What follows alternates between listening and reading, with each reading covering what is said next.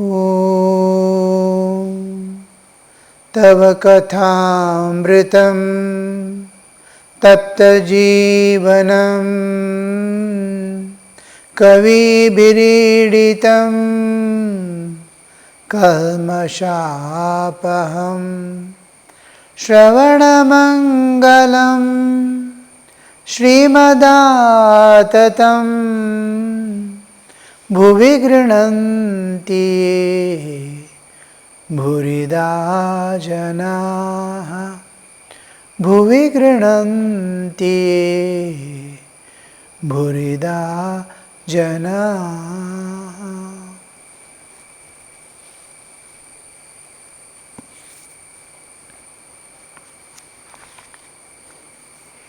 We are contemplating on the point of discharging our duties in whatever station of life we live in. All humans, by the virtue of being humans, have their duties to discharge. Human existence is not individual living like a vagabond. It is a collective living. The gregarian tendency of humans to live in groups becomes inevitable. Tigers live in the forest all alone, moving about. They don't live in groups. They move about alone. In case of lions, they live in groups. They are like families. They don't part from each other. They live in groups. So he is human. He lives in groups. Groups form the society. When a society comes into picture, there need not be civilization or culture. Just like lions are living, elephants are living in groups, lions are living in groups, humans also live in groups, monkeys are also living in groups. So civilization need not be there, culture need not be there because you are living in groups. But in all species, if you see, the nature alone is guiding and nature alone is driving instinctively. Instinct is guiding. Nature is guiding and controlling it directly. In case of human, alone, among all the species, prajati, among all the species, only humans are not directly governed by nature. She has given a wonderful instrument to humans, an intelligence. To all other animals, she has given the intelligence in such a way she controls it.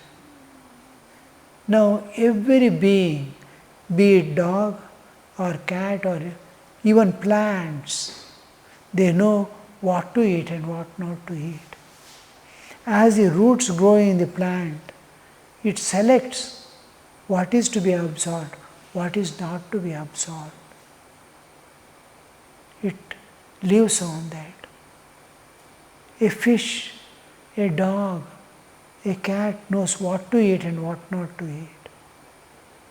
Cows grazing, as they are grazing, they are knowing what to eat and things, just its mouth is passing over it.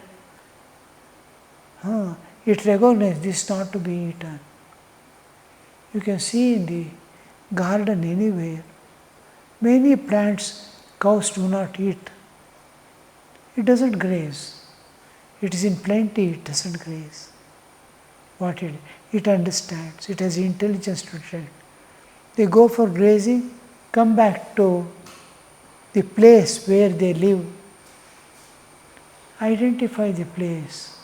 Go on.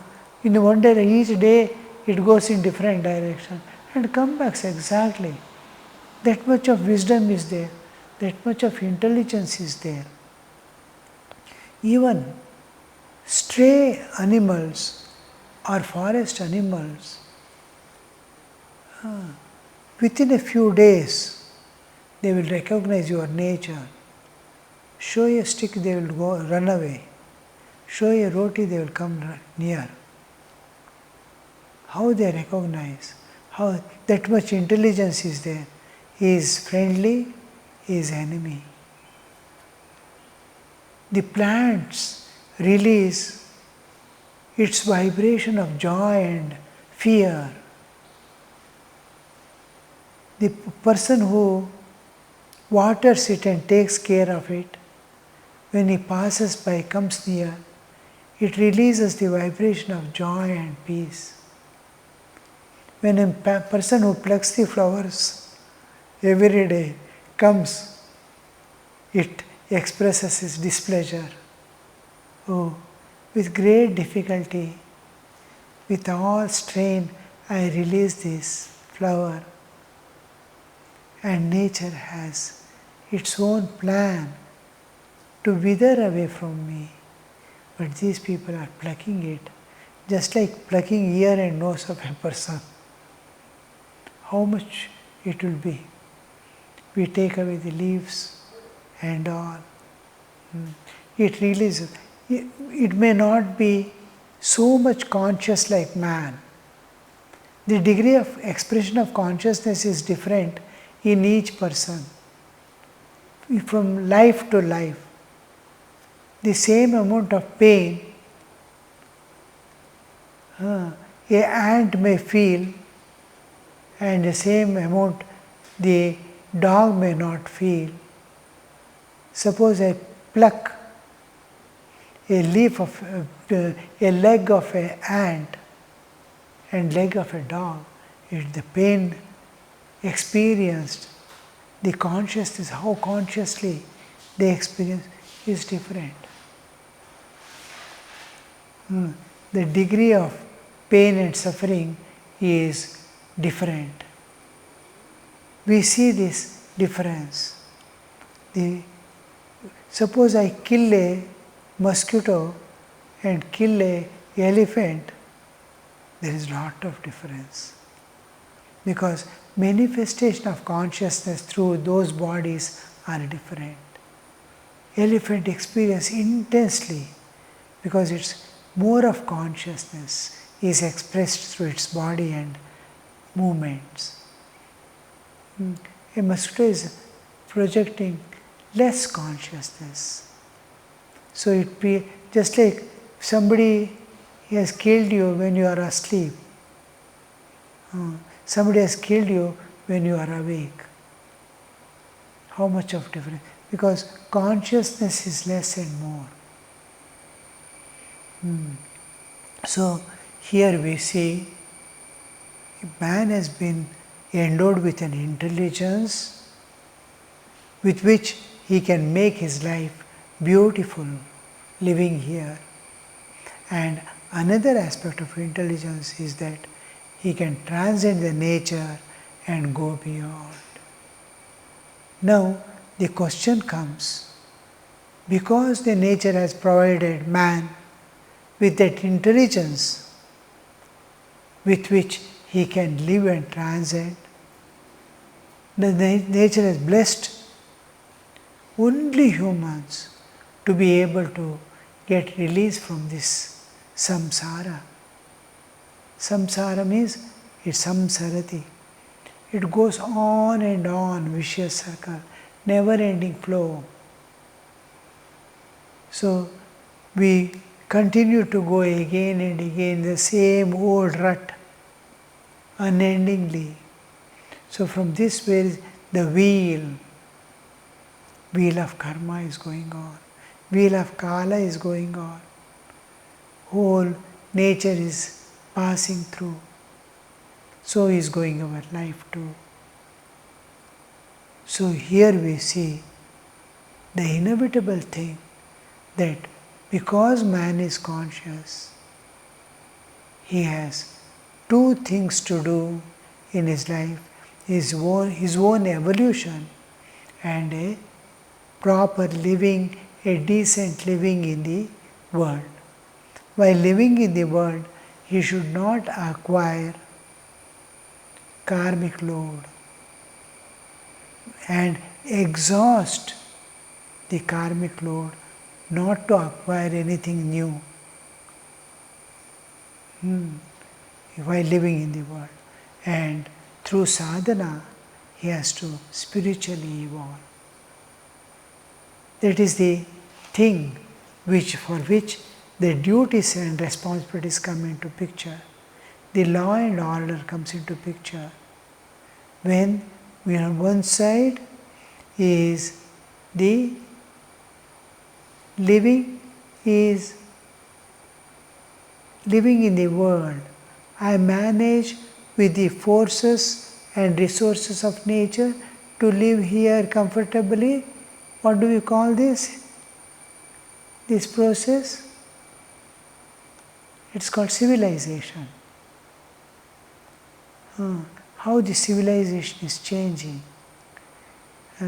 From living in the caves to living in palaces. From walking on foot to cycling to vehicle to super vehicles. How we are making more and more progress in living, utilizing the nature's forces and resources. This is civilization. Other part that is associated with our living is how happy am I? Living is different. Is being happy is different. Ananda. So we introduce play, music, arts. All this comes the moment the civilization grows, the culture also grows. In such a way, it makes me happy. Not only I live, but I live happily. Not only I live in such a way, I evolve. So living happily must be there because happiness is momentary. Unless it is associated with evolution. From animalhood, I have to evolve to the humanhood. Humanhood to the divinehood. This evolutionary process must be a part of the culture. Because of this, what comes into picture is religion. The trust in nature's forces, the ultimate supreme power that is governing the whole universe, trust in it, its participation in our life, my subjecting to it, my invoking that power which is governing the universe to help my evolution. I have to evolve to my Buddhahood, to the knowledge of my own self. Here comes the religion, and still higher is the spirituality. So as a part of culture, we have religion and spirituality. With civilization and culture, one more aspect comes into picture is governance, law and order. Because each man, his nature is to work minimum, act minimum and take maximum. Here comes into stealing away somebody's property, taking away by immoral moves, demanding, looting, stealthily taking away. Then comes not only they can take my children, they can take my family, utilize for them as servants. So comes the law and order, the governance. Some power, collective power working through a few people is gone. They form the law and order. You have to live like this. This is one part. And when it becomes balance between the governance and religion, we look at the nature. What does the nature expect me? Nature has its own laws. Important law is cause and effect. Whatever you do, you reap. Good for good, bad for bad.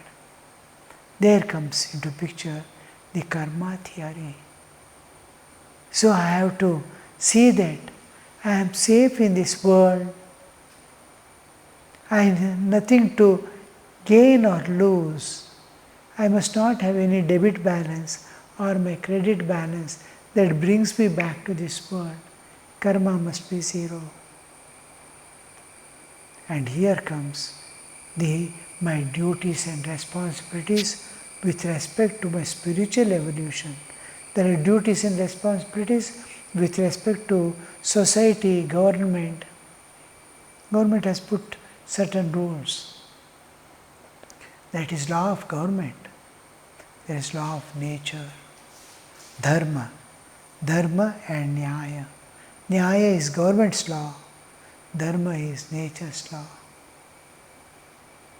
And beyond the Dharma and Nyaya stands the compassion of God. Love of God and compassion of God for humanity supersedes all laws.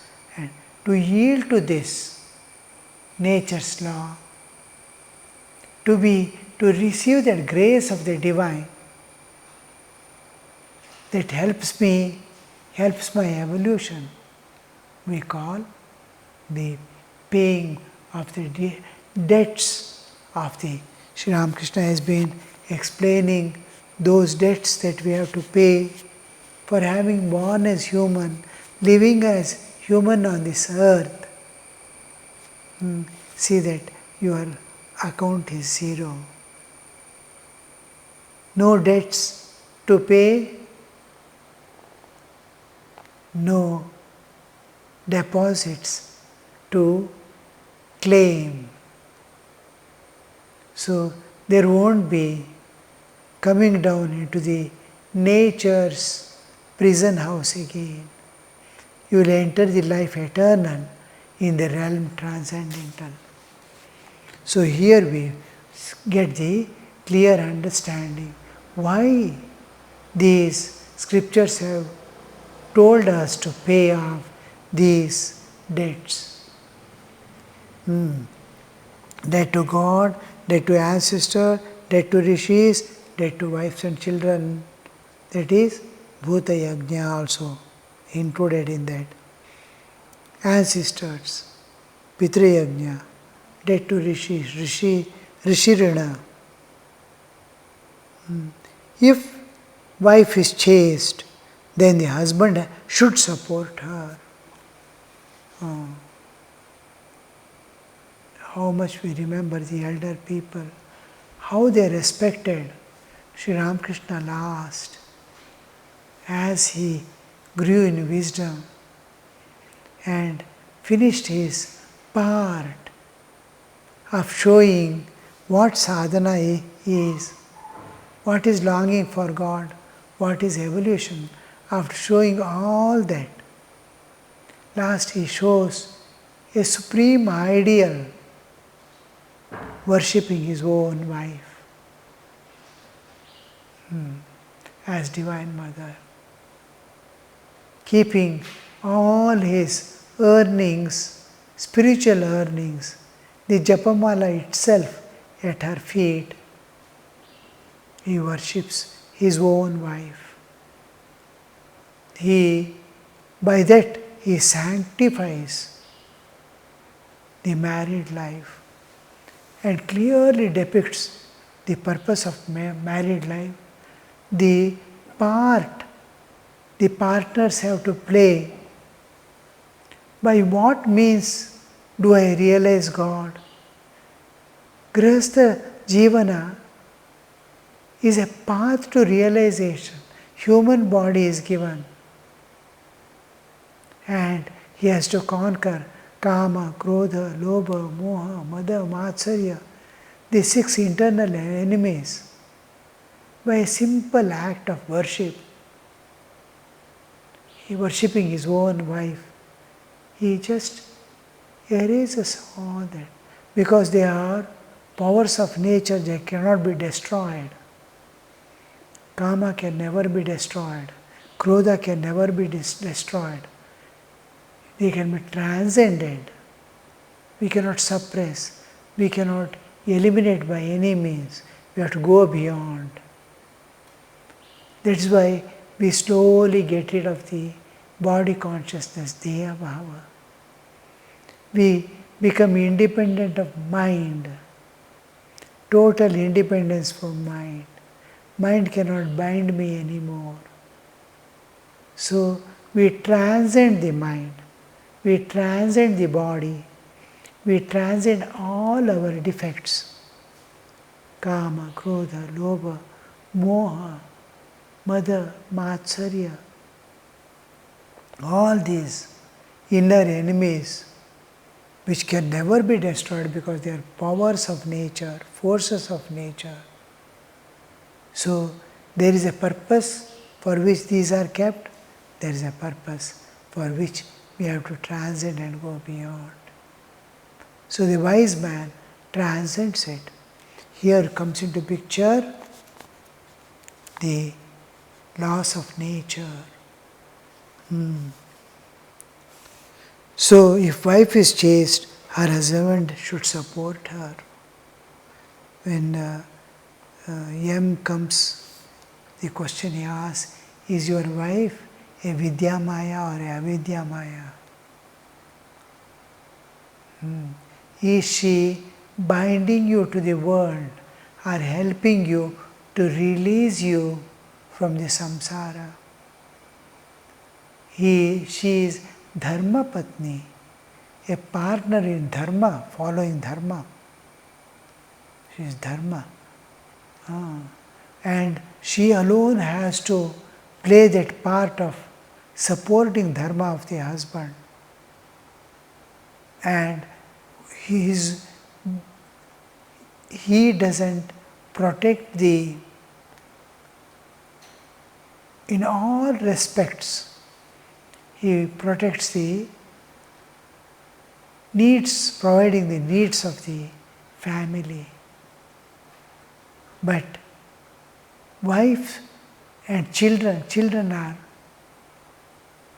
younger next generation.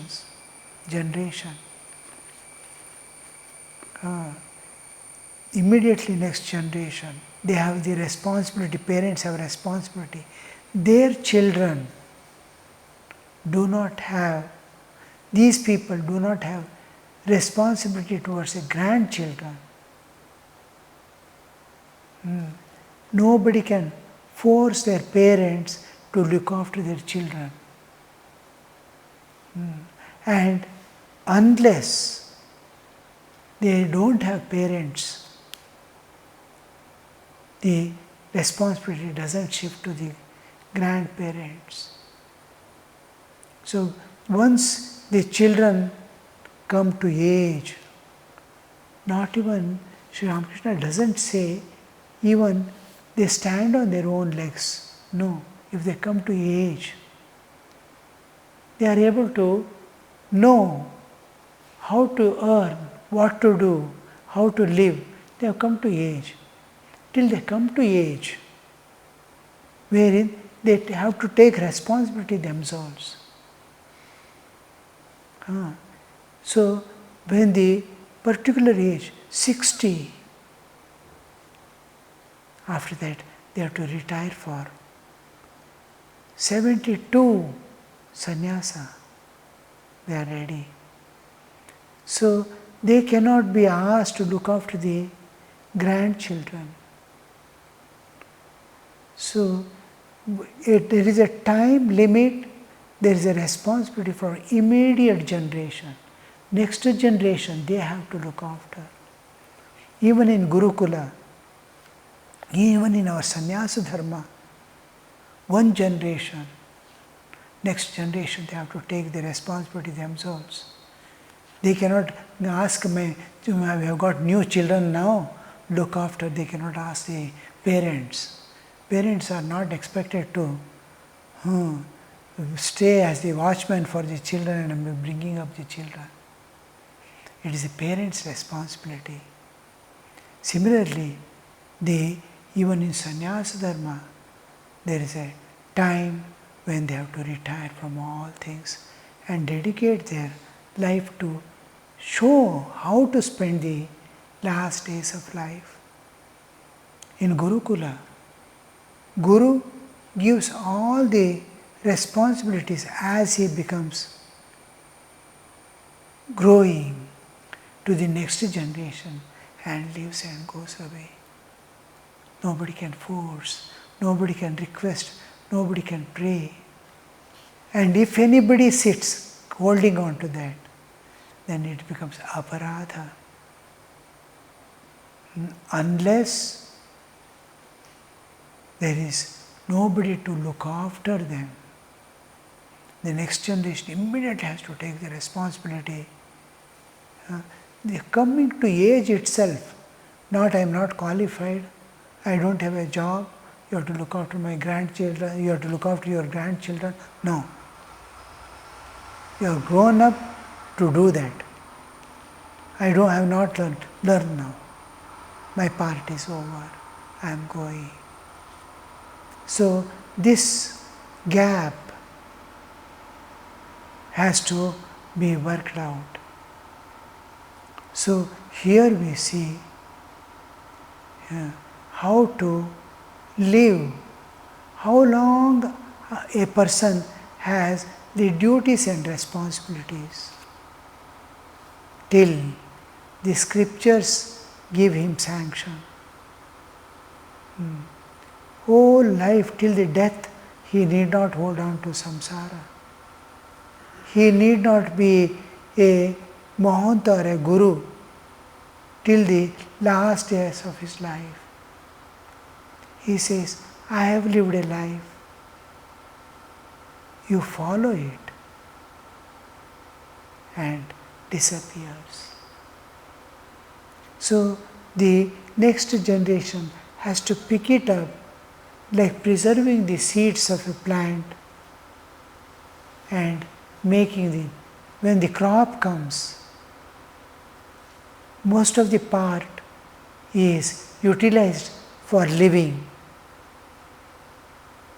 I make it my grains and eat, but some will be preserved for next crop to come up. So this preservation flows from one generation to another generation. In one way or the other, they have to receive and give to the next generation and go, next generation and go. Time and tide waits for none. Life goes on. And we move towards destruction and death. Slowly we move. And next generation comes. 20 years to 30 years is one generation. Passes off. So the most important part is to come out of all the duties and responsibilities and be free within oneself, free from all bondages, free from all holdings, release the rope and be free. Om Niranjanam Nityamanantarupam Bhaktanukampa Dhritavigraham Vai Ishavataram Parameshamidhyam Tam Ramakrishnam Shirasa Namamaha.